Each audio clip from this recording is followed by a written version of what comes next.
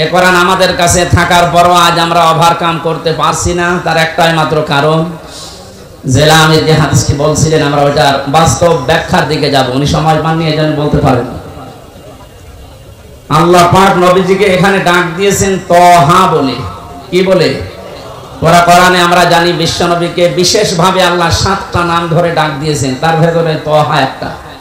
প্রথমে ডাক দিয়েছেন ইয়াসিন, হে নেতা। ইয়া শব্দের শাব্দিক অর্থ হচ্ছে হে, হরফে নেদা। সিন মানে সাজ্জেদ। তাফসিরে কাবীর আল্লামা ফখরুদ্দিন রাজি রহমাতুল্লাহ আলাইহি উনি ইয়াসিন শব্দের ব্যাখ্যা করতে গিয়ে 5টি বিষয় নিয়ে এসেছেন। তিনি বলেন সিন মানে সাজ্জেদুল আলামিন, সিন মানে সাজ্জেদুল বাশার, সিন মানে সাজ্জেদুল কাউনাইন, সিন মানে সাজ্জেদুল আম্বিয়া, সিন মানে সাজ্জেদুল মুরসালিন। আমরা অনেকে এখানে জানি হাদিসটা যে সূরা ইয়াসিন যদি কেউ একবার তেলাওয়াত করে 10 খতম কোরআন শরীফ পড়ার সওয়াব হয়। এটা আমরা জানি কিনা? কখন হবে? প্রত্যেকটি অক্ষরে মাস্ট বি 10টা করে নাকি আপনি পাবেন। এর ভেতরে 83টা শিক্ষা আছে, এগুলো আপনার জীবনে তো থাকা লাগবে। তার প্রথম শিক্ষায় আল্লাহ দিয়েছেন ইয়াসিন, আল্লাহর ঘোষণা দেওয়া নেতা এই পৃথিবীতে একজন, তার নাম মুহাম্মাদুর রাসূলুল্লাহ সাল্লাল্লাহু আলাইহি ওয়াসাল্লাম।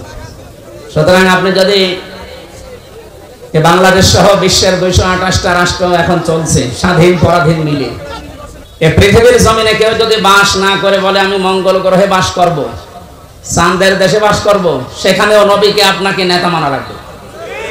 এতানাজ্জালুল আমরু বাইনাহুন্না, প্রত্যেকটি জগতে আল্লাহর গ্রহে নক্ষত্র যেখানে আছে সৃষ্টি, ওখানে আল্লাহর বিধিবিধান আল্লাহ নাজিল করছেন তাদের মতো করে। যেহেতু পৃথিবীতে আমরা মানুষ বাস করি, এজন্য আমাদের জন্য আল্লাহর বিধান যেটা আছে তার ভেতরে ইয়াসিন এই 6666টি আয়াতের ভেতরে আছে না নেই? সিদ্ধান্ত নিয়ে বাড়ি যাবেন, আল্লাহর নবী বাদ দিয়ে কাউকে আমরা নেতা আদর্শ মানি না। এটা কিন্তু নামাজের মতো ফরজ। অনেকে আজকে রাজনীতি মনে করে, দুনিয়ার হিসাব মনে করে চলে যায়। না, এটা দুনিয়ার বিষয় না, এটা আখিরাতের সাথে সম্পর্কিত। এখানে বাস না করে কেউ যদি মঙ্গল গ্রহে বাস করে, সেখানেও মুহাম্মাদুর রাসূলুল্লাহকে আদর্শ নেতা মানা লাগবে। এ তো আল্লাহর ঘোষণা দেওয়া নেতা তিনি, নাকি আমির হামজা ঘোষণা দিয়েছে? কে দিয়েছে? 2 নম্বরে পেয়েছিলাম সাজ্জেদুল বাশার। বাশার মানে মানুষ। কেউ যদি বলে যে আমি মানুষ, আমি জানোয়ার না, তার জন্য মুহাম্মাদুর রাসূলুল্লাহকে আদর্শ মানা লাগবে। এই কথা বুঝতেছে? সুতরাং এই দুনিয়াতে কেউ যদি বিশ্ব নবী মুহাম্মাদুর রাসূলুল্লাহকে আদর্শ না মানে, নেতা না মানে, সে আর মানুষ নেই। এটা তো আমি বানালাম নাকি? কত আলেম বসে আছে দেখতে পাচ্ছে। বাকিগুলো একটা একটা করে ব্যাখ্যা আপনারা পড়ে নেবেন ইবনে কাসিরে, তাফসিরে কাবীরের ভেতর থেকে। আমি শুধু ইঙ্গিত দিলাম কেন, আল্লাহর ঘোষণা দেওয়া নেতা যিনি, তাকে বাদ দিয়া যাকে আপনি অনুসরণ করছেন, অনুকরণ করছেন, আপনি যে বিপদে পড়তে যাচ্ছেন সেটা কোরআন দিয়ে আপনাকে শোনায়। কিয়ামতে আল্লাহ যখন বিচারের প্রথম ধাপে ডাকবে আপনাকে, তখন একা একা ডাকবে। অকুল্লুহুম আতিহি ইয়াউমাল কিয়ামাতি ফারদা। আল্লাহ পাক বলেন কিয়ামতে প্রতিটি মানুষকে আমার সামনে দাঁড় করাবো, স্রেফ একা একা, কেউ থাকবে না আপনার সাথে। বিচারের দ্বিতীয় ধাপে আল্লাহ এবার আর মানুষকে একা ডাকবেন না। ইয়াউমা নাদউ কুল্লা উনাসিন বিইমামিহিম। সূরা বানী ইসরাঈলের 72 নম্বর আয়াতের প্রথম অংশে আছে, আল্লাহ পাক বলেন কিয়ামতে বিচারের দ্বিতীয় ধাপে আমার সামনে মানুষ হাজির হবে তার নেতার সাথে। কার সাথে? বলেন বলেন। এটা যদি শুধু স্রেফ দুনিয়ার বিষয় হতো আমি বলতাম না। প্রথমে আপনার নেতা থাকবে, এরপরে পেছনে থাকবেন আপনি। ও মাগুরাবাসী, আপনি আমার পাশের জেলার মানুষ, এজন্য আপনাকে বেশি ভালোবাসি। আপনি যেন জাহান্নামে না যান, কিয়ামতের কঠিন ময়দানে যেন ধরা খেয়ে না যান, এই জন্যই তো ব্যাখ্যা। আপনি তাফসীরুল কোরআন মাহফিল লিখে দিয়েছেন। এখন নিজের মনকে জিজ্ঞাসা করেন, কিয়ামতে যেহেতু আপনার নেতার সাথে আল্লাহ ডাক দিবেন, প্রথমে নেতা, এরপরে কর্মী। মাগুরাবাসী নিরপেক্ষভাবে দৃষ্টি দিয়ে বলেন তো কি মনে হচ্ছে আপনার? আপনি যাকে আদর্শ মানেন, যাকে নেতা মেনে চলেন, যাকে আপনি রায় দিয়ে ভোট দিয়ে চেয়ারে বসান, এই লোকটা আপনার সামনে থাকবে, আপনি থাকবেন পেছনে। ওর যা চরিত্র আপনি তো জানেন, কথা বলেন না কেন? ও যে কোরআন বিরোধী মানুষ আপনি কিন্তু জানেন। ও যে আল্লাহকে বিশ্বাস করে না, শুধু মুখে মুখে, ভেতরে আল্লাহর বিশ্বাস ওর নেই, এইটাও আপনি জানেন। আপনার চাইতে আল্লাহ পাক ওর সম্পর্কে একটু কম জানে, আরো জোরে বলেন। যদি বেশি জানে, আপনি তো শুধু উপরেরটা জানেন, আল্লাহ ভেতরেরটা জানে। ওকে যদি আপনার সামনে দেখে, আপনার বিবেকে কি বলে আমি জানি না, তবে আমার বিবেক বলছে আপনাকে, আল্লাহ কিন্তু ধরবে। কারণ ওকে দেখে আল্লাহর আগে রাগ হয়ে যাবে, আপনার পর্যন্ত যাওয়া লাগবে না। এই তাহলে ভাই কি বলছে? মেহেরপুরের লোক না এভাবে বলে, কি বলছে? এই মানুষগুলো দেখেন নিজেই বলছে হ্যাঁ ঠিক, তার মানে আমি ধরা খাবো। আপনি বুঝতে বলেন আর না বুঝে বলেন এইটাই সঠিক। আমার এই কোরআনের চোখ লাগিয়ে, হাদিসের চোখ লাগিয়ে যেটা দেখতে পাচ্ছি সত্যি, আপনি কিন্তু ধরা খাচ্ছেন। এই জন্যই তো বলছে আপনি পাল্টাবেন আজকে। নেতা এটা দুনিয়ার বিষয় না। মাইয়াশফা শাফাআতান হাসানাতান ইয়াকুল লাহু নাসীবুম মিনহা ওয়া মাইয়াশফা শাফাআতান সাইয়্যাতান ইয়াকুল লাহু কিফলুম মিনহা ওয়া কানা আল্লাহু আলা কুল্লি শাইইন মুকিতা। সূরা নিসার 85 নম্বর আয়াতে আছে, এটা ফি জিলালিল কোরআনে ব্যাখ্যা আছে, আমি শুধু সামারাইজ করে বলছি। আল্লাহ পাক বলেন, কেউ যদি ভালো কাজে সাহায্য সহযোগিতা করে, সুপারিশ করে, একটা লোক ভালো কাজ করে যা পাবে আপনি শুধু সুপারিশ করে তাই পাবেন। এদের ব্যাখ্যায় মুফাসসির লিখেছেন, কিয়ামতে বহু মানুষ উঠবে, তার আমলনামায় লেখা থাকবে জিনার গুনাহ। লোকটা বলবে, মাবুদ আমি বৈধ স্ত্রী নিয়ে সংসার করেছিলাম, আমি জিনা করিনি, তোমার ফেরেশতারা মনে হয় ভুল করিস। আল্লাহ পাক বলেন, বান্দা আমি জানি তুমি জিনা করনি, কিন্তু তুমি আমার মানুষকে সাপোর্ট দিয়েছিলে, ভোট দিয়েছিলে, রায় দিয়েছিলে, সমর্থন জানিয়েছিলে। যে লোকটা ক্ষমতার চেয়ারে বসে জিনা জারি করেছিল, নাইট ক্লাব চালু করেছিল। কয়েকদিন আগে একটা জরিপ পেয়েছিলাম, শুধুমাত্র ঢাকা সিটিতে 250টা নাইট ক্লাব চলছে। এখানে সব জায়গায় শুধু আল্লাহর জিকির হয়, কি হয় টের পাচ্ছেন না? এগুলো যারা করেছিল, আপনি তো রায় দিয়েছিলেন, তাদেরকে সাপোর্ট দিয়েছিলেন। এই লোকটা ক্ষমতা পেয়ে, আপনার ভোট পেয়ে, রায় পেয়ে, চেয়ার পেয়ে, এই যে নাইট ক্লাব গুলো চালু করে আল্লাহর জিকিরের পরিবর্তে নাফরমানি চালু করেছে। হাজার লক্ষ লক্ষ জেনা সংগঠিত হয়েছিল। শুধু একা পাবে না, আপনার এই রায়ের কারণে আপনার আমলনামায় ফ্ল্যাক্সি লোড হয়ে যাবে। এখন যদি বলেন আমার তো ফ্ল্যাক্সি খোলা নেই, খোলা লাগবে না, এমনি খুলে যাবে, কারণ আপনি তো খুলে দিয়েছেন। অনেক মানুষ এমন আছে তারা বলবে, রব্বুল আলামিন আমি তো হজ করিনি, আমার নামের আগে হজের সওয়াব লেখা, কোন কারণে? আল্লাহ পাক বলেন, বান্দা আমি জানি তুমি হজের সমর্থ ছিল না, হজ করতে পারোনি। এমন মানুষকে রায় দিয়েছিলে যে লোকটা চেয়ার পাওয়ার পরে হজের সিন্ডিকেট ভেঙে দিয়েছে। এই যে আফামা খালিদ, ডক্টর আফামা খালিদ হোসেন ক্ষমতা পাওয়ার পরেই চেয়ারে বসতে দেরি, পরের দিন ঘোষণা দিয়েছে হজের মতো এরকম একটা ফরজ বিধান নিয়ে যারা ব্যবসা করছে, সিন্ডিকেট করে আছে, আমি সব ভেঙে চোরমার করে দেব। এইরকম মানুষগুলোকে যদি 151 জন আমরা পাঠাতে পারি, হজ সহ যত আল্লাহর বিধানের সাথে দেশে আজ তামাশা করা হচ্ছে সবগুলো আমরা ভেঙে দিতে পারবো। এই ভালো কাজে যদি আপনি সাহায্য করেন, সহযোগিতা করেন, সমর্থন জানান, ভোট দেন, রায় দেন, সুপারিশ করেন, কিয়ামতে আপনি হজ না করেও হজের সওয়াব নিয়ে হাজির হয়ে উঠতে পারবেন। কথা বলেন ঠিক কিনা?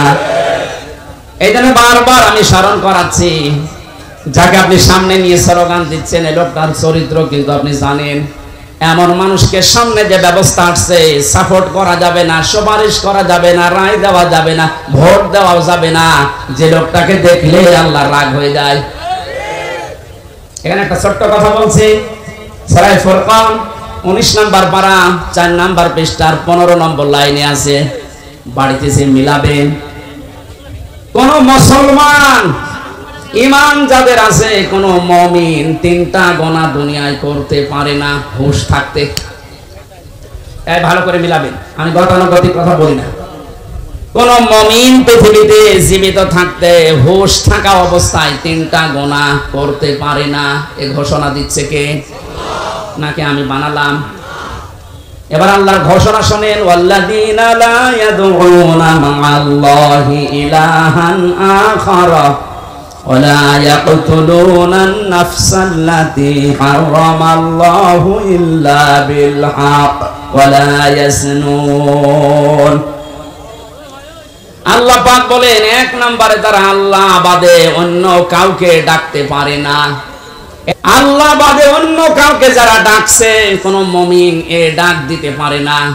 আজ কয়েকদিন ধরে একটা ভিডিও চোখে পড়ছে, জালেমরা তো বিদায় নিয়েছে আমরা দেখতে পাচ্ছি, কিন্তু বাংলাদেশে এখন নব্য অনেকেই মুনাফিকের আচরণ আরম্ভ করেছে। আল্লাহর ঘোষণা ছিল কি? কোন মুমিন পৃথিবীতে তিনটা গোনা করতে পারে না, করলে সে আর মুমিন থাকে না। এক নম্বরে আল্লাহর সাথে অন্য কাউকে আপনি ডাকতে পারবেন না।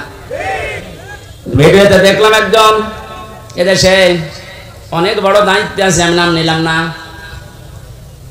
উনি গৌতম বুদ্ধের প্রশংসা করছে। আল্লাহ বাদে অন্য কাউকে ডাকা যেহেতু জায়েজ নেই, সেহেতু ওই জায়গায় আপনি যা বললেন আপনার ঈমান নেই। মুমিন হিসাবে আপনি যা করলেন আপনার ঈমান নষ্ট হয়ে গেছে। এরকম মানুষ যদি সামনে আসে, আপনি কোনোদিন আপনার রায়, সমর্থন, সুপারিশ, ভোট দিতে পারবেন? তাহলে কাফেরকে দেওয়া হবে। দুই নম্বরে ওয়ালা ইয়াকতুলুনান নাফসাল্লাতী হারামাল্লাহু ইল্লা বিল হক।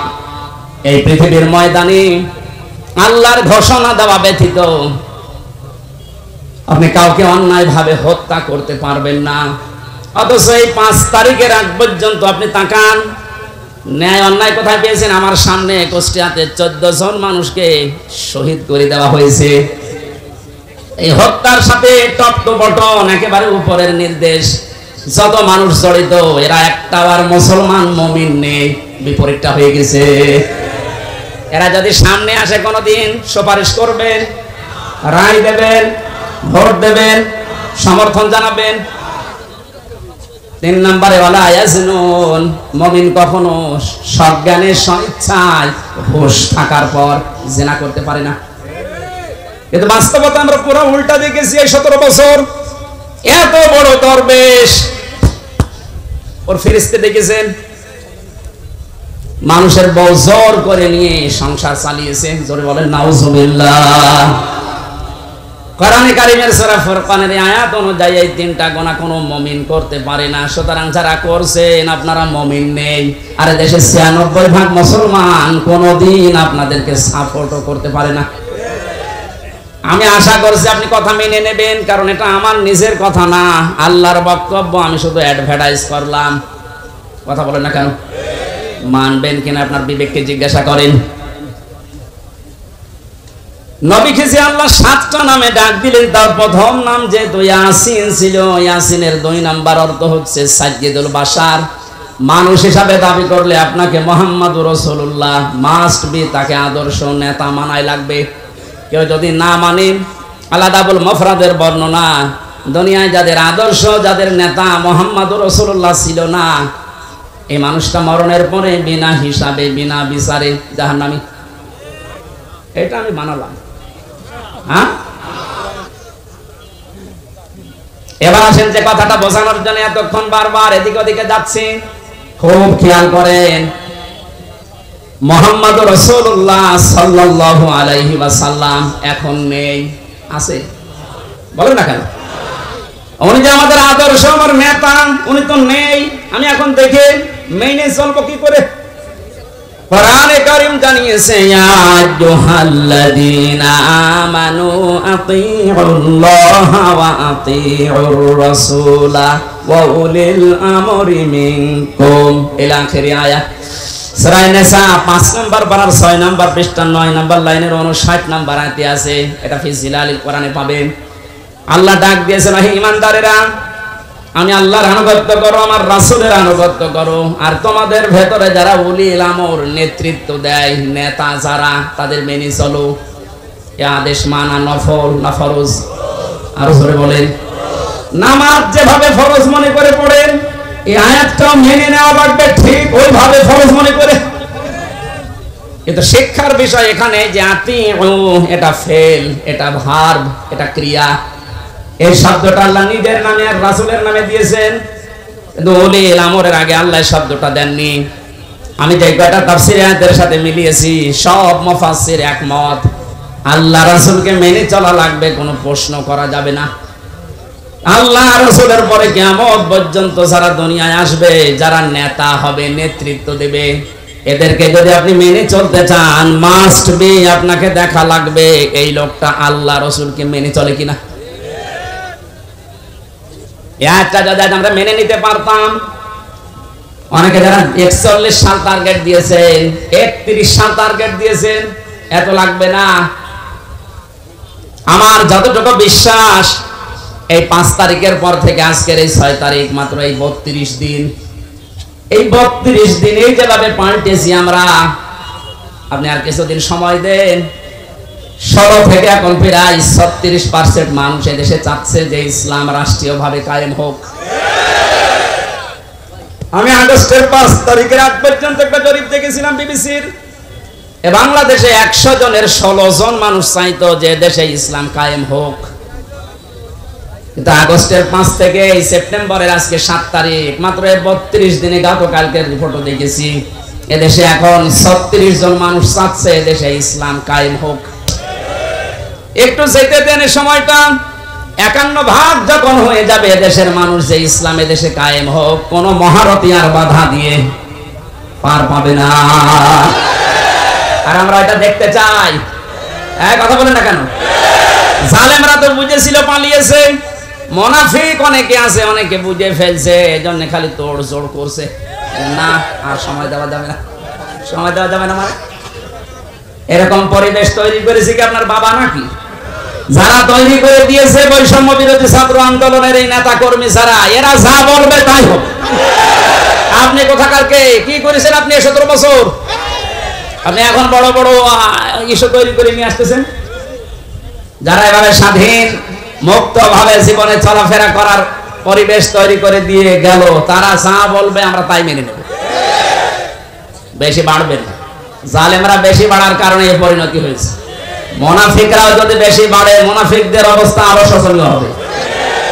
আমি সবচেয়ে বেশি আশ্চর্য হয়েছি গত বর্ষদিন, এই 17 বছরের ভেতরে কোন বড় জালেম হোক আর ছোট জালেম হোক, কেউ সাহস পায়নি যে কোরআনে কারিমের কথা মসজিদে বলতে দেব না, এরকম সাহস কেউ দেখায়নি।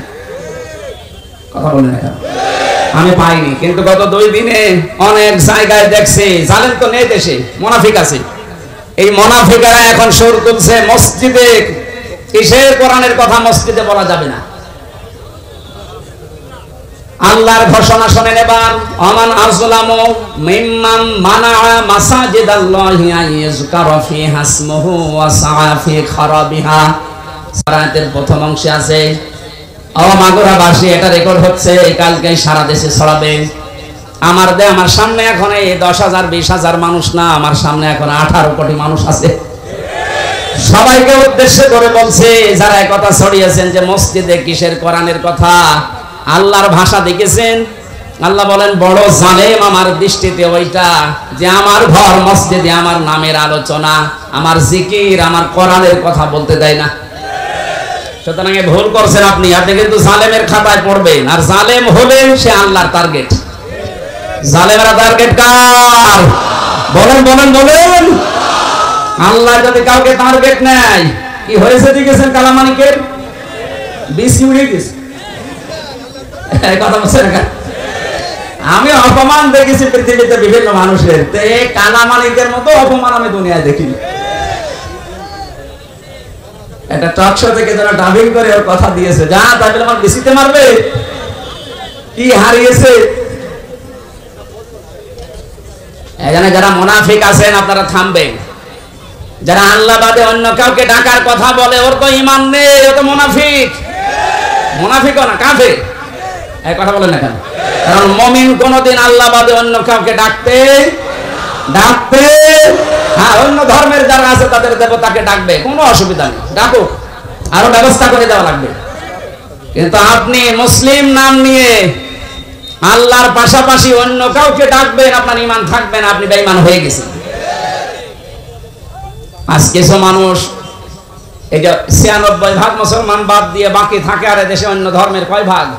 4 ভাগ। বলেন এই 4 ভাগ মানুষকে নিজেদের পক্ষে রাখার জন্য, আন্তর্জাতিক ভাবে বিভিন্ন মহলকে এটা দেখানোর জন্য ঈমান পর্যন্ত অনেকে বিক্রি করে দিচ্ছে। আমি নিচে নামলাম না, আপনি বোঝার যদি বুঝে নেন। এখানে যে কথাটা আমি ইঙ্গিত দিতে চাচ্ছি, মুহাম্মদুর রাসূলুল্লাহ বাদ দিয়ে অন্য কাউকে যে মানুষগুলো আদর্শ মেনে আছেন, আপনি ভুল পথে আছেন। কিয়ামতে আপনি যে ধরা খাবেন আপনি নিজেই স্বীকার করবেন। সুতরাং এখনই আপনি ফিরে আসবেন কিনা বলেন তো? ফিরে আসবেন। আমি চাই আপনি যেন কিয়ামতে বিপদে না পড়েন। আমরা সবাই আল্লাহর বানানো জান্নাতে যেতে চাই ইনশাআল্লাহ। আমরা কোরআনে কারীমের একটা মাত্র আয়াত পড়েছি, সূরা তাওবা 119 নম্বর আয়াত।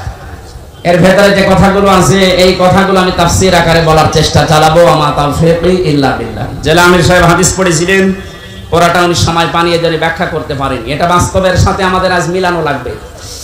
আন আবি হুরায়রা রাদিয়াল্লাহু তাআলা আনহু قال قال النبي সাল্লাল্লাহু আলাইহি ওয়াসাল্লাম, বিশ্বনবী বলেন, হযরত আবু হুরায়রা থেকে এটা বর্ণিত, মান কোরআন কোরআনা, যে ব্যক্তি আল্লাহর কোরআন পড়ে, ফাস্তাজহারাহু, এবং কোরআনকে যারা ইজহার করার চেষ্টা করে, ইজহার মানে আমি যতগুলো অভিধানে ইজহার শব্দটা মিলিয়েছি, ইজহার শব্দের শাব্দিক অর্থ প্রকাশ করা, স্পষ্ট করা, দাঁড় করানো, কায়েম করা।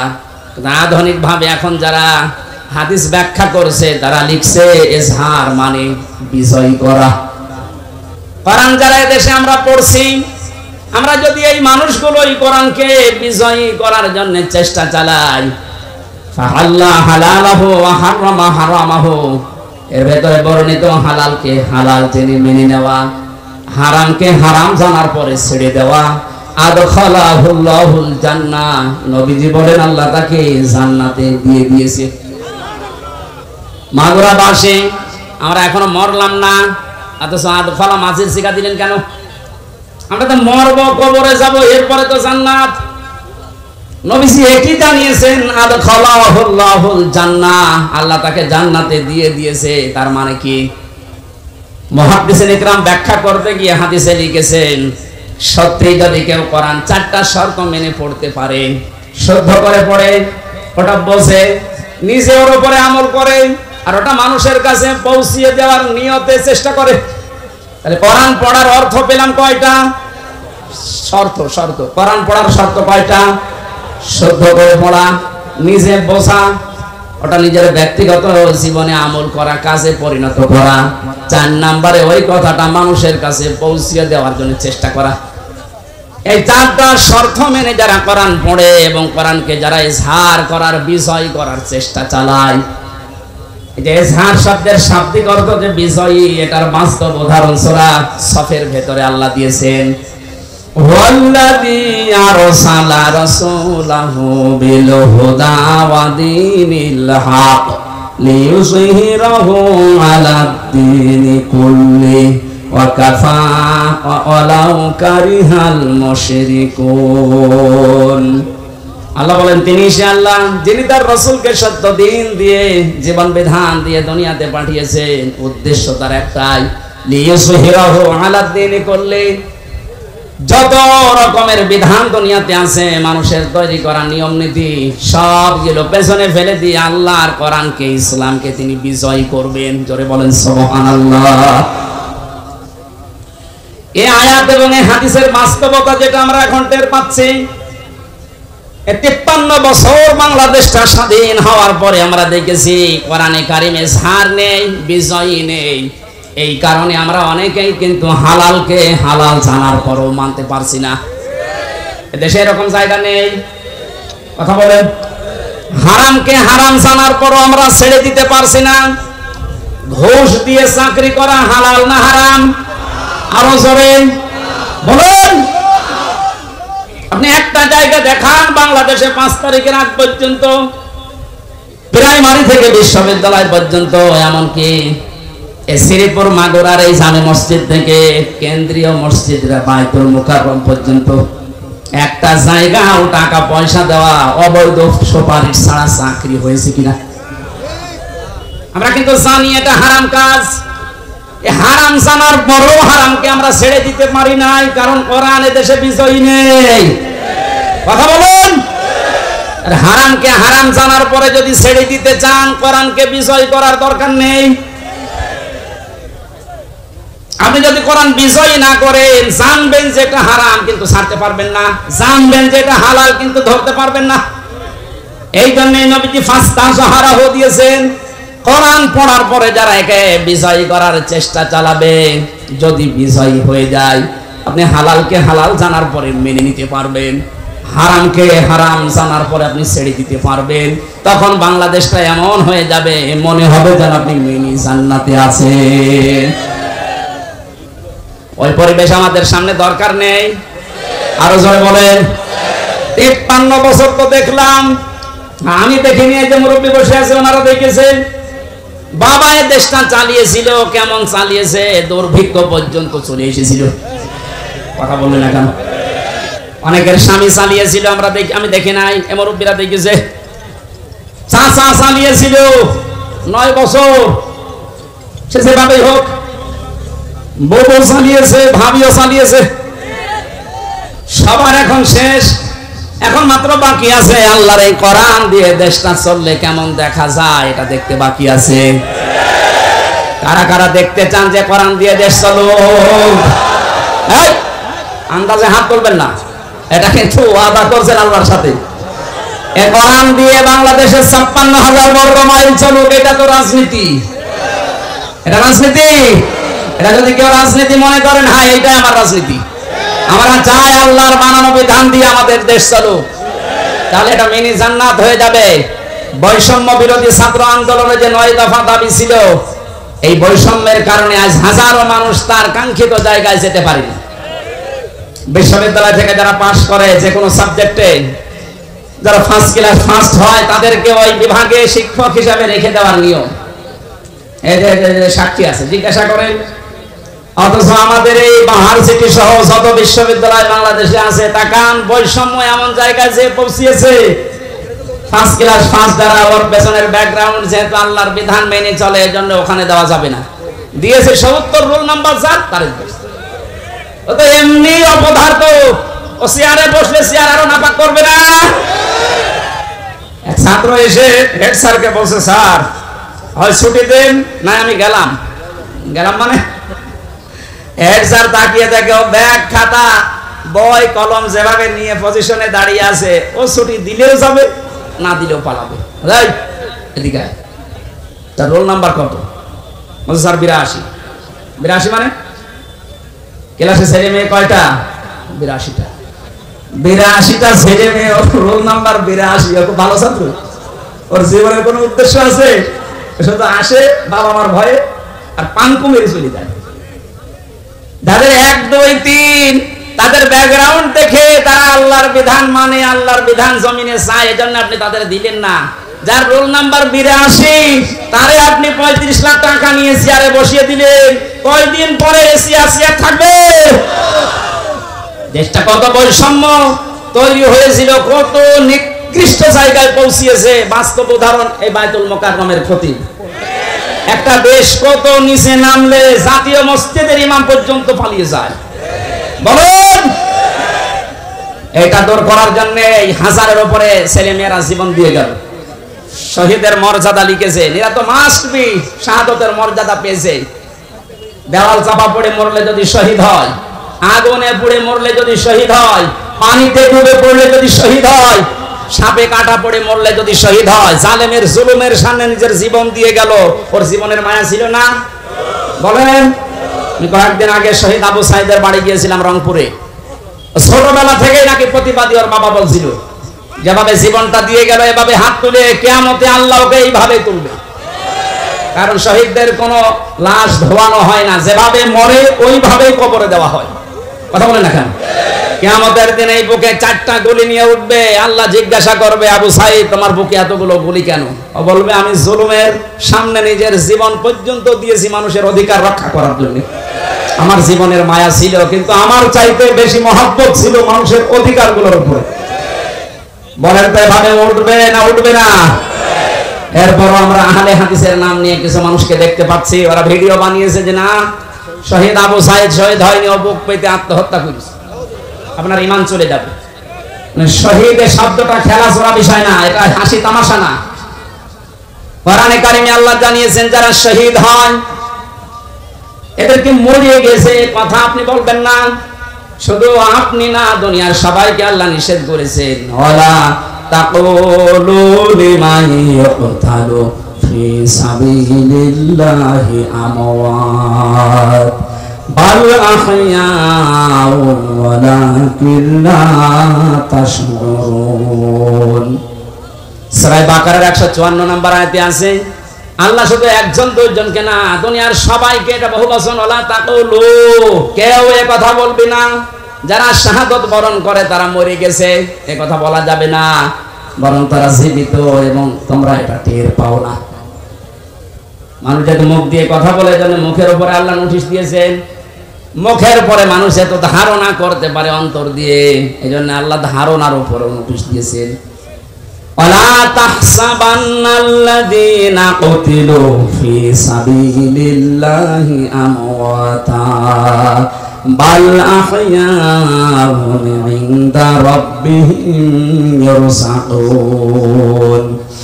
সূরা আলে ইমরান 169 নম্বর আয়াত, এটা ফি জিলালিল কোরআনে আছে, সাইয়্যিদ কুতুব দিয়েছেন। আল্লাহ পাক বলেন ধারণাও করবি না যারা শহীদ হয়েছে, যারা মরে গেছে। মুখে বলা নিষেধ, ধারণা করাও নিষেধ, কারণ কি? বালা হইয়া, বরং তারা জীবিত, ইনদা রাব্বিহিম ইরসাকুন, এরা আল্লাহর কাছে রিজিক পাচ্ছে। সুবহানাল্লাহ বলতে পারেন না? শহীদরা যে মরে না, রিজিক পায়। আর খাবার খেলে যেহেতু রক্তকষ্ট তৈরি হয়, এর প্রমাণ আমি 5 দিন আগে গিয়েছিলাম গাইবান্ধা। সাব্বির নামে একটা ছেলে শহীদ হয়েছিল এই 5 তারিখের আগে, ছাত্র শিবিরের সদস্য ছিল। শহীদ হওয়ার পরে ওকে কবরে দিয়ে 26 দিন না 27 দিন পরে তারে তুলেছে। এই 27 দিন পরে দেখছে যে সমস্ত জায়গায় অস্ত্রের আঘাত লেগেছিল ওই জায়গাগুলো দিয়ে ফিনকি দিয়ে রক্ত বের হচ্ছে। বাংলার মানুষেরাও যদি খাবারই না খাবে আল্লাহর কাছে, 1 মাসের পরে ওর শরীরে রক্ত আসলো কোত্থেকে বলেন? এখানে 1000-এর উপরে জীবন দিয়ে গেল ছাত্র এবং ছাত্রীরা।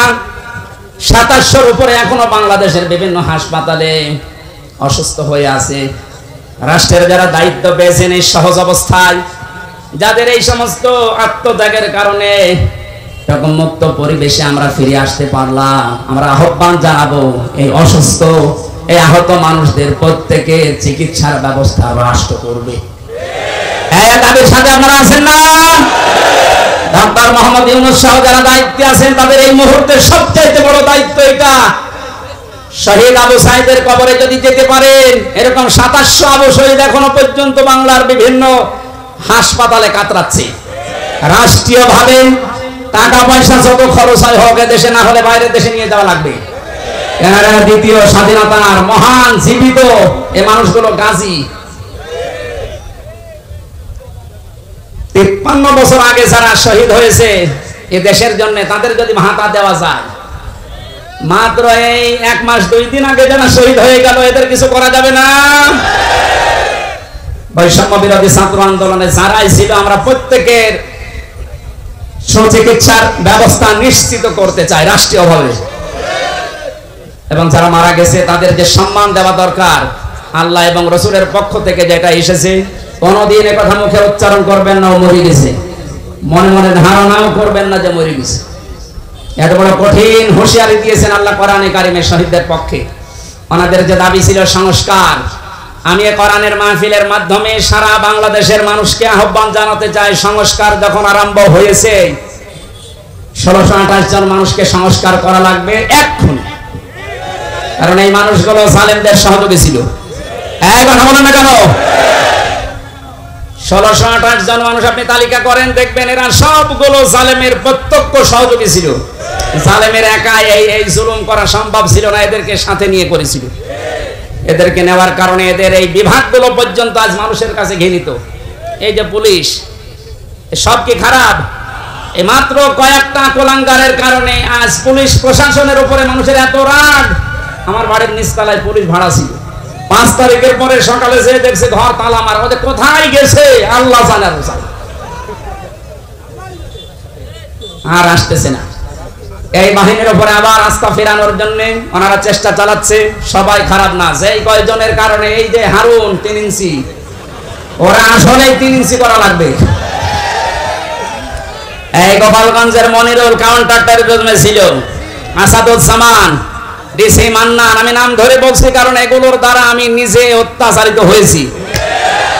এই মাদারীপুর টাকের হাটের আমার মামলার আয়ু আজ আমি মিজানুর রহমান, আমারে ধরার পরে আমার বাবার কাছ থেকে 10 লক্ষ টাকা নিয়েছে, বলেছে নাই 100টা মামলা দেবে।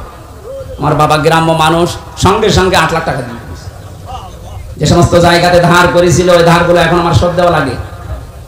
কয়েকদিন আগে আমার যত মামলা ছিল আদালত সবগুলো ঢিসমিস করে দিয়েছে। আদালত মামলা দেখে বলছে আমি কি দিয়ে বিচার করবো, এর কোনো মাল নেই। আমি মনে হয় বলতে গেলাম যে স্যার আপনি তো এই 3 বছরও দায়িত্বে ছিলেন, এই মামলাটা আমার সিএমএম কোর্ট, জজ কোর্ট, হাইকোর্ট সহ প্রায় 31 থেকে 32 বার উঠেছে, আপনি তো দেননি। এখন বলবে যে আমার হাত বাঁধা ছিল, এখন তো হাত খোলা। এখন হাত খোলা না? আমরা চাই সারা দেশের যেখানে যেখানে হাত বাঁধা ছিল কারো হাত আর বাঁধা থাকবে না। সংস্কার যখন চলছে সবার হাত যেন খুলে যায়। কথা বলেন ঠিক কিনা? জালেমদের দোসর যেগুলো আছে সবগুলো পাল্টান, না এগুলো নতুন নতুন ইস্যু তৈরি করবে। সংখ্যালঘু নাম নিয়ে ওরা মানুষকে লাগিয়েছিল, কিন্তু হালে পানি নেয়নি। এক কথা বলছে না কেন? এরপরে প্রধান বিচারপতিকে দিয়ে একটা কো করার চেষ্টা করেছিল, ছাত্র জনতা রুখে দিয়েছে, পারে নাই, আবার লাগিয়েছে আনসারদের। আনসারদেরও হয়নি, কারণ 42,000 আনসার নিয়োগ হয়েছে এই দেশে, তার 32,000 সভ্যপালী। আমরা যে 63টা জেলার মানুষ, আমরা কি ঘাস কাটছি? এই জন্য তো কোনো বাহিনী আর আসে নাই, প্রথমে এসেছে প্রথমে আনসার, কারণ সবই ওইটা। এটা দিয়েও যখন হাতে পানি নেয়নি তখন লাগিয়েছে ডাক্তারদের, এটাও পারে নাই। গার্মেন্টসের শ্রমিকদেরকে লাগাবে সামনে, সব গোপন সংবাদ যাদেরকে দিয়ে ষড়যন্ত্র করে আল্লাহ সব ফাঁস করে দিচ্ছে। আমার মনে হয় জালেমদের যা চরিত্র, আর ওরা যেভাবে উপর থেকে কথা শুনতেছে, আপা আপনি ঘাবড়াবেন না, আপনি ঘাবড়ালে আমরা নরম হয়ে যাই। ওদের যা চরিত্র এই দেশের মানুষ আসলে জানে। দেখেন গোলান্দ ঘাটের বেশ্যাদেরকে কয়েকদিন পর নামাবে। এত নিম্ন কথা আমি বলতাম না, কারণ ওদের চরিত্র তো এইটাই। হ্যাঁ, কথা বলেন না কেন? এখানে সংস্কার যখন আরম্ভ হয়েছে, 9 দফা দাবি নিয়ে যারা লিখেছিল সংস্কার আমরা খুব দ্রুত চাই, যে লোকটাকে এখনো পর্যন্ত মাথার উপরে বসিয়ে রেখেছেন এই চপ্পু মিয়া। কিসের চপ্পু? এই চপ্পুকে বাদ দেওয়া লাগবে ইমিডিয়েটলি। কারণ জালেমদেরকে টিকিয়ে রাখার পেছনে যারাই দায়ী, একটাকেও আমরা চোখের সামনে দেখতে চাই না। হ্যাঁ, কথা বলুন। নয়তো কিন্তু ষড়যন্ত্র রোখা যাবে না। নতুন নতুন করে আবার ফাঁদ বাঁধবে। বেশ্যাদেরকে দিয়েও হবে না, তখন নিজেরা উলঙ্গ হয়ে নামবে। চরিত্র বলতে কিছু আছে যে নামবে না? এত অত্যাচার করেছিল জেলখানার ভেতরে মানুষকে। আমার যে মামলা, মূল্যচুরি মামলাও না, সন্দেহ করে আমরা ধরে নিয়েছি। আমার ওয়াজ শুনে নাকি কিটা উদ্বুদ্ধ হয়ে সংসার ভাঙতে গেছে, এই ছিল আমার মামলা। আর আমারে নিয়ে রেখেছে ফাঁসির কন্ডেম সেলের ভেতরে, রিমান্ডে নিয়েছিল মাটির নিচে, ওই যে আয়না ঘর বলে ওটা নিচে, আমি দেখে এসেছি। আমার কালো কাপড় দিয়ে চোখ বেঁধে, হাত পেছনে বেঁধে দিয়ে, তারপর হ্যান্ডকাপ দিয়ে, যেটা লাগলে হাত কেটে যায়, পায়ের ভেতরে ডান্ডা বেড়ে দিয়ে 11 ঘন্টা আমার টাঙিয়ে রেখেছি, যে যা বলতে বলছি এটা বলা লাগবে, নয়তো আপনার বউ তুলে নিয়ে আসবো আমরা। বলে নাউজুবিল্লাহ। এই মানুষগুলোকে বলে ক্ষমা করে দেন। কিসের ক্ষমা? কোনো ক্ষমা নাই এদের, কারণ এদের মাফ করবেন না আল্লাহ। কারণ ওরা আল্লাহর কাছে অপরাধ করে নাই, করেছে হামজার কাছে। যতদিন পর্যন্ত হামজা মাফ না করবে, ওকে আল্লাহ মাফ করবে। ইন্নামাস সাবিলু আলাল্লাযিনা ইয়াজলিমুনান নাস। আল্লাহ বলেন অবশ্যই আমি নিজে মামলা দেব, কেস করব তাদের বিরুদ্ধে যারা মানুষ হয়ে মানুষের উপরে জুলুম করে। আল্লাহ কি ইয়াসলিমুন আল মুসলিমুনা দিয়েছেন? না, ইয়াসলিমুন আন নাস। আমি কি মানুষের ভেতরে পড়ি না? আসতে বলেন। মানুষের ভেতরে পড়ার পরও 3টা বছর আপনি যোগাযোগ বিচ্ছিন্ন রাখলেন আমার আর মামুনুল হককে, কেন? আমরা কি মানুষের ভেতরে না? এই অত্যাচার জুলুমের সাথে টপ টু বটন যারা জড়িত, আমি জানতাম খবর নিয়ে মাঝে মাঝে বলতে, স্বরাষ্ট্রমন্ত্রী এ কথা জানিয়েছে, এই জন্য আপনাদের যোগাযোগ বিচ্ছিন্ন। আমরা মাফ করব না, যে মাফ করে করুক, আমার কোনো মাফ নেই। কারণ এদের কারণে আমার ছোট মেয়েটা এখনো পর্যন্ত আমার চেনে না। বাড়িতে গেলেও মনে করে এরকম হুজুর বহু আসে, এও একটা হুজুর। এই 3 বছরে তো আমার বন্ধু বান্ধব আমার যারা আছে, এই যে আমার বন্ধু, এরা বহু এই 3 বছরে গিয়েছে দেখা করার জন্য। আমার ছোট মেয়ে মনে করে ওই রকমই এক তালেব আসতেছে। আমি যে ওর বাবা, আমার চেনেই না। কত দুঃখ আমার ভেতরে, বলেন তো আপনি কোন কারণে এটা করলেন? বলে আমার কি অপরাধ যে আমার পালানো লাগলো? কি অপরাধ? এদিকে আসেন, আপনাকে আমি আয়না ঘরে ব্যারিস্টার আরমানের মতো 8 বছর না 8 দিন শুধু রেখে দেব। যদি আপনার কষ্ট না হয় আপনাকে আবার আমরা ফেরত নিয়ে আসবো। আসেন। আপনি ধারণা করেন যে কি করেছি, কি করেন নাকি? আপনার করার আর কিছু বাকি আছে? বাংলাদেশের 18 কোটি মানুষ যদি আপনাদেরকে মাফ করে দেয়, ব্যারিস্টার আরমানের বউ জীবনও মাফ করবে না। আমান আজমির নাম শোনেননি? এরকম একটা ব্রিগেডিয়ার জেনারেল, সেনাপ্রধান হওয়ার সব যোগ্যতা তার ভেতরে ছিল, আর তাকে 8-9 বছর মাটির নিচে কবরের ছেলে রেখে দিয়েছে। আপনি মানুষ, আর এরপরও বলে আমার কি অপরাধ? কি অপরাধ যদি দেখতে চান আসেন, আপনাকে আমরা হাতে কলমে দেখাচ্ছি। জালেম যারা, এই জালেমদের সংস্কার এই মুহূর্তে আমরা আহ্বান জানাচ্ছি, যারা দায়িত্বে আছেন, কোনো দেরি করা যাবে না।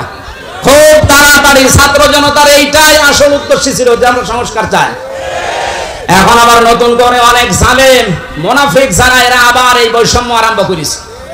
এই সংস্কারকে যারা রুখে দিতে চাচ্ছে, যে সমস্ত জায়গায় সংস্কার হওয়ার দরকার 5 তারিখের পর থেকে অনেক জায়গায় আরম্ভ হয়েছিল, এই মুনাফিকরা আবার ওই জায়গাগুলো চালু করেছে। এমন এমন জায়গায় টোল নেওয়া আরম্ভ করছে, কিয়ামত পর্যন্ত মনে হয় টোল নিয়েই যাবে। অথচ ওই ব্রিজের টোল নেওয়া আরো 80 বছর আগে বন্ধ করার দরকার ছিল। এখন হবে না কেন? এরকম সব জায়গায় আমরা এখন দেখতে পাচ্ছি আবার এই জালেম তো আর নেই, মুনাফিকরা আবার এই মাথা ছাড়া দিয়ে উঠতেছে। এখানেও সংস্কার করা দরকার। কারো বাবার জন্য দেশটা আমরা এভাবে মুক্ত করি না, যার জন্য করেছি, যার রহমতে দয়ায় তার বিধান দিয়ে আমরা এই দেশটা চালাতে চাই ইনশাআল্লাহ। আমরা যেন গজবে না পড়ি, বিপদে না পড়ি, মুসিবতে না পড়ি, বিশ্ব যেন আমাদের দিকে ভালো নজরে তাকায়, সেই কথাগুলো আজকের তেলাওয়াতকৃত আয়াত সূরা তাওবার 119 নম্বর আয়াতে আছে। আপনাদের কষ্ট হচ্ছে? জবান খুলে এবার কোরআন থেকে শোনার জন্য পড়েন। আউযু বিল্লাহি মিনাশ শাইতানির রাজিম, বিসমিল্লাহির রহমানির রহিম। ইয়া আইয়ুহাল্লাযীনা আমানুত্তাকুল্লাহা ওয়া কুনু মা'আস সাদিকিন। সাল্লাল্লাহু আলাইহি। সূরা তাওবার নামকরণ, ঐতিহাসিক প্রেক্ষাপট, শানে নজুল, বাস্তব কিছু কথা মাতৃভাষায় বলা, এরপরে ব্যাখ্যা দেওয়া, বাস্তব সংক্রান্ত 5 নম্বরে মূল শিক্ষা নিয়ে আমরা বাড়ি যাব। এরকম 5টা বিষয় ছিল তাফসীরে ইবনে কাসিরের ভেতরে। আযান দিয়ে দেবে জন্য তাড়াতাড়ি করছে। নামকরণের ভেতরে তাওবা শব্দটা আছে, এই জন্য এই সূরার নাম তাওবা। 2 নম্বরে আমরা মাতৃভাষায় অর্থ করছি, হে ঈমানদারেরা আল্লাহকে ভয় করো, সত্যবাদী যারা তাদের সাথে থাকো। এ নির্দেশ কার? আয়াতের ভেতরে আমরা 3টা বিষয় পেয়েছি। আমার ভাইরা, আল্লাহ রাব্বুল আলামিন জানিয়েছেন ইয়া আইয়ুহাল্লাযীনা আমানু। মুফাসসির বলেন আল্লাহ যখন শুধু ঈমানদারকে ডাক দেন, তখন তার কুদরতি হাত এভাবে উঁচা করে আদরের সাথে ডাকে, হে আমার ঈমানদারেরা। কারণ ঈমানদার ছাড়া পৃথিবীতে যত বেঈমান আছে, এরা সৃষ্টি জগতের ভেতরে সবচাইতে বড় আল্লাহর কাছে নিকৃষ্ট। জোরে বলেন নাউজুবিল্লাহ। জীবনে কিছুই যদি আপনি না পান, জুলুম অত্যাচার নির্যাতনের স্টিম রোলার সহ্য করেছেন, তারপরও ঈমান ছাড়েননি। আপনি কিন্তু আল্লাহর কাছে উলাইকা হুম খায়রুল বারিয়া, সৃষ্টি জগতের আপনি শ্রেষ্ঠ একটা সৃষ্টি। জোরে বলেন সুবহানাল্লাহ। সৃষ্টি অপর পৃষ্ঠায় আছে, কোন মানুষ যদি ঈমান না আনে, যত বড় জায়গায় থাক, আল্লাহর দৃষ্টিতে উলাইকা হুম শাররুল বারিয়া, এরা আল্লাহর কাছে সবচাইতে বড় নিকৃষ্ট সৃষ্টি। জোরে বলেন নাউজুবিল্লাহ। আমরা যেহেতু ঈমান আনতে পেরেছি, বড় সম্পদ আমাদের কাছে আছে। এবার আয়াতের পরবর্তী দুইটা বিষয় মেনে নিতে পারলে যত রকমের বিপদ আপদ বাধা বিপত্তির সামনে আসার কথা, সবগুলো আল্লাহ নিজের পক্ষ থেকে দূর করে দেবেন। কোরআনে কারিমে আয়াতের ব্যাখ্যায় পেয়েছি আমি, ওয়াজাহিদু ফিল্লাহি হাক্কা জিহাদি হুয়া জিতাবাকুম ওয়া মা জাআলা আলাইকুম ফিদ-দীনি মিন হারাজ, ইলা আখির আয়াত। সূরা হাজর ৭৮ নম্বর আয়াতের মাঝের অংশে আছে, আল্লাহ পাক বলেন যেভাবে চেষ্টা করা দরকার, সাধনা করা দরকার, জিহাদ করা দরকার, আমি আল্লাহর জন্য ওইভাবে চালাও। তোমাদেরকে আমি আল্লাহ নির্বাচিত করেছি। ও মাগুরাবাসী, এই যে এজেতেবা মানে নির্বাচিত করা, মনোনীত করা। নির্বাচিত করেন কে? আরো জোরে বলেন। তাহলে নির্বাচিত করা লাগে যার মাধ্যমে, তার নাম নির্বাচন। নির্বাচন করে মানুষ নির্বাচিত হয়, অথচ 17 বছরের ভেতরে নির্বাচন কি আমরা দেখি নাই? যারা নির্বাচিত হয়েছে নির্বাচন ছাড়া, এরা সব বৈধ না অবৈধ? কথা বলছেন? নির্বাচনের মাধ্যমে নির্বাচিত হওয়া লাগে। আমরা তো নির্বাচিত হতে পারি নাই নির্বাচনের মাধ্যমে, নির্বাচন ছাড়াই আমরা নির্বাচিত হয়ে গেছি। সুতরাং দেশে যারাই দায়িত্বে ছিল এতদিন, একটাও বৈধ না, সবগুলো অবৈধ। হ্যাঁ, এখানে হুয়ার ফাইল, জামেলার ফাইল আল্লাহ নিজে। আল্লাহ পাক বলেন আমি যেহেতু নিজে নির্বাচিত করি লক্ষ লক্ষ নবীর উম্মত থেকে তোমাদেরকে, তোমাদের ভেতরে আবার যাদের ঈমান আছে আমি তাদেরকে কিন্তু আসল ভাবে নির্বাচিত করেছি। বহু নবী পর্যন্ত চেয়েছিল মুহাম্মদ রাসূলুল্লাহর উম্মত হবে, কিন্তু তারা পারে নাই। আমি আল্লাহ তাদেরকে নির্বাচিত করি নাই। হযরত মুসা আলাইহিস সালাম তিনি চেয়েছিলেন, আল্লাহ তুমি নবী বানিয়েছো, খুশি আছি। নবী না বানিয়ে যদি মুহাম্মদ রাসূলুল্লাহর উম্মত আমাকে বানাতে, আমি খুশি থাকতাম। আল্লাহ পাক যেহেতু তাকে নির্বাচিত করেননি, এজন্য তিনি নির্বাচিত হয়ে দুনিয়াতে আর আসবেন না উম্মত হয়ে। একজনকে করেছিলেন, তিনি হযরত ঈসা নবী। তাকে আল্লাহ পাঠাবে ঠিক, কিন্তু নবী করে না, উম্মত করে। আমরা সেই পর্যায়ে আছি, এই নবীর উম্মত আমরা নির্বাচিত। এরপরে আবার আমাদের ভেতরে আছে ঈমান।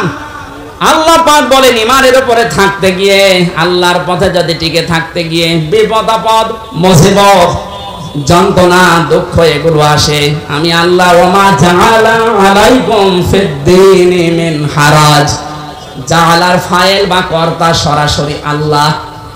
দিনের উপরে চলতে গিয়ে ইমানদারদের যত বাধা বিপত্তি যত ঝামেলা আসবে, এগুলো সব আল্লাহ নিজে দায়িত্ব নিয়ে সরিয়ে দেবেন। জোরে বলেন আল্লাহু আকবার। এটার বাস্তব আমরা কিন্তু দেখতে পাচ্ছি। এখন 5 তারিখে আমার মনে হয় আল্লাহ আয়াতটা কার্যকর করে দিয়েছে বাংলাদেশে। কত রকমের বাধা বিপত্তি, কত রকমের পাহাড় পাথর আমাদের উপরে ছিল, বুকের উপরে, আল্লাহ নিজে দায়িত্ব নিয়ে সব ঘন্টার ভেতরে পাল্টিয়ে দিয়েছে। এমন এমন পাথর আমরা মোড়ে মোড়ে দেখেছিলাম। একটা 30 মিনিটে যখন ঘোষণা হয়ে গেল যে পালিয়ে যাচ্ছে, বিকাল 5টা বাজতে বাজতে সারা দেশের কোনো জায়গায় আর পাথর পেলাম না।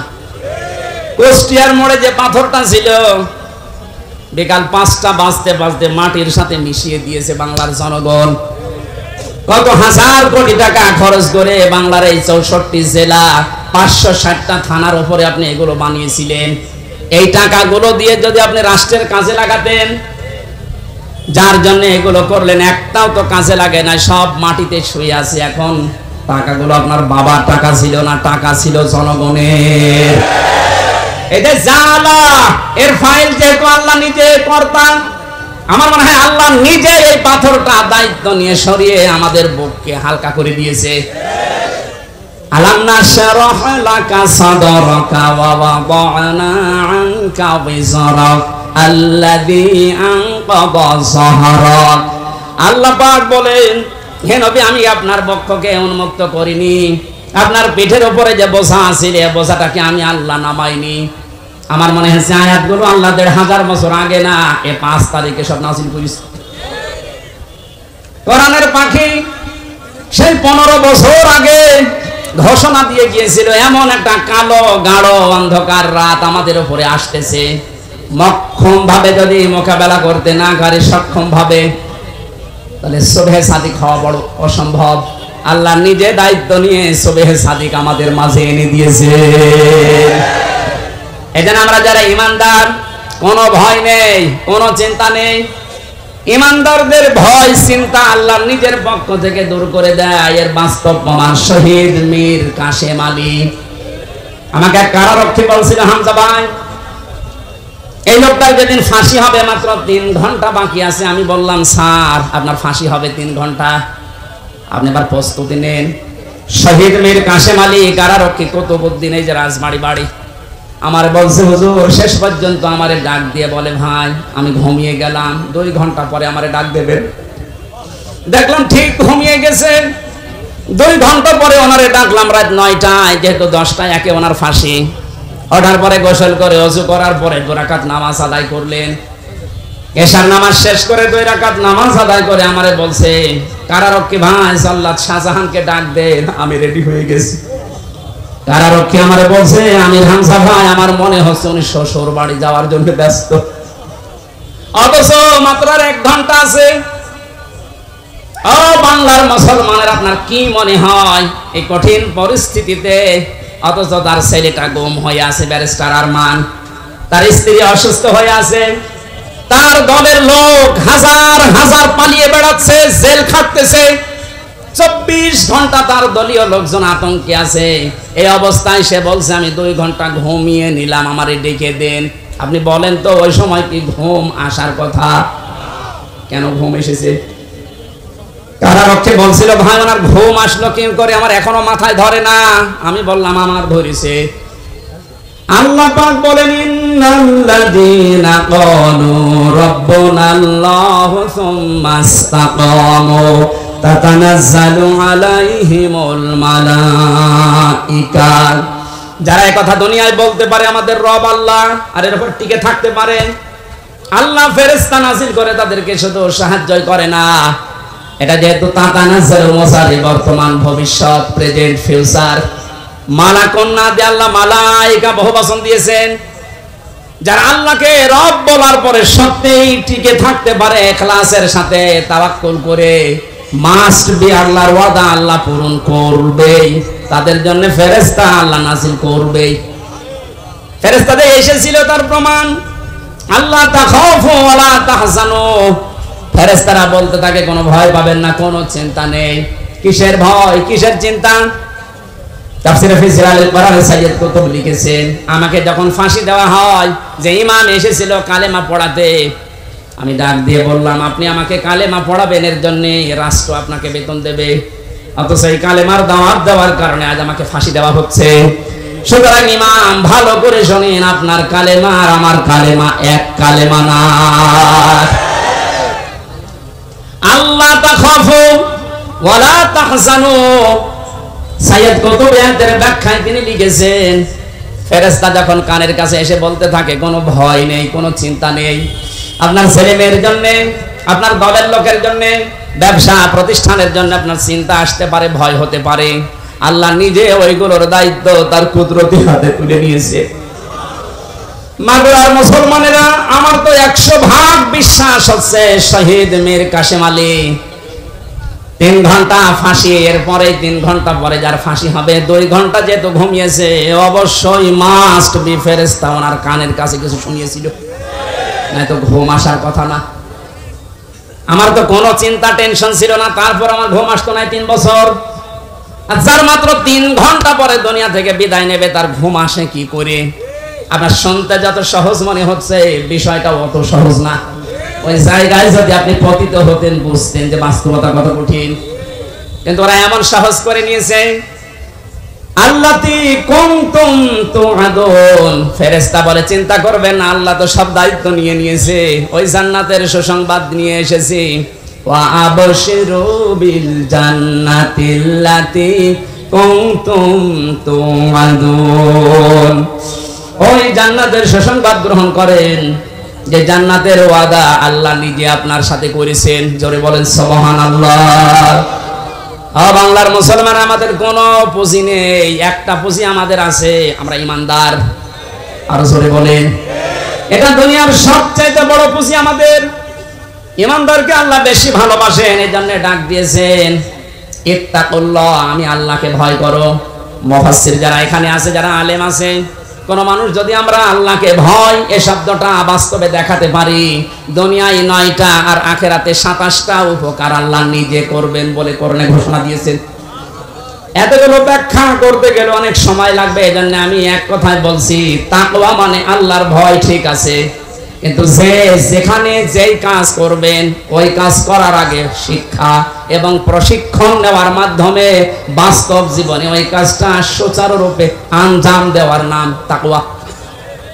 আশা করছি কথা বুঝে গেছে। এই তাকওয়া যদি কেউ অর্জন করে, তাদেরকে আল্লাহ জানিয়েছেন কুনু মা'আস সাদিকিন, সত্যবাদীদের সাথে থাকবা কাজে এবং কর্মে।